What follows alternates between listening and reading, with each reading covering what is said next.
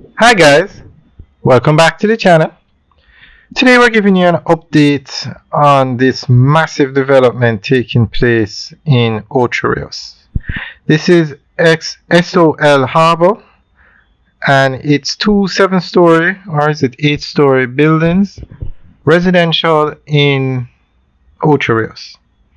This development was done or is being done by Proven and they are sold out.